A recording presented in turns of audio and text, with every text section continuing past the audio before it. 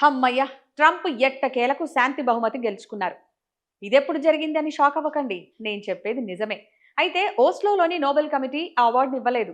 కానీ అంతర్జాతీయ ఫుట్బాల్ సమాఖ్య ఫిఫా ట్రంప్‌కు గౌరవ పీస్ ప్రైజ్‌ను అందజేసింది. నోబెల్ శాంతి బహుమతి కోసం ట్రంప్ ట్రై చేసినా ఆయనకు అవార్డు దక్కలేదు. కానీ కన్సోలేషన్ రీతిలో ట్రంప్‌కు ఫిఫా తన తొలి పీస్ ప్రైజ్‌ను అందజేసి ట్రంప్‌కు మంచి రిలీఫ్‌నిచ్చింది.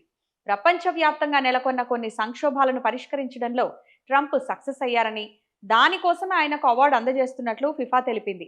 వాషింగ్టన్‌లోని కెనడీ సెంటర్‌లో ఈ కార్యక్రమాన్ని నిర్వహించారు. వరల్డ్ కప్ డ్రా తీస్తున్న సందర్భంగా జరిగిన ఈవెంట్లో ట్రంప్‌కు స్పెషల్ ప్రైజ్ అందజేసింది. ఆ కార్యక్రమంలో కెనడా ప్రధాని మార్క్ కార్నే, మెక్సికో ప్రధాని క్లాడియా షిన్బామ్, ఫిఫా అధ్యక్షుడు గియాన్నీ ఇన్ఫాంటినో కూడా కార్యక్రమంలో పాల్గొన్నారు. పోనీలే ఏదో ఒకటి ఇచ్చారుగా, ఇప్పటికైనా నోబెల్ ప్రైజ్ పిచ్చి గట్టెక్కినట్లే అనుకుంటున్నారట జనాలు.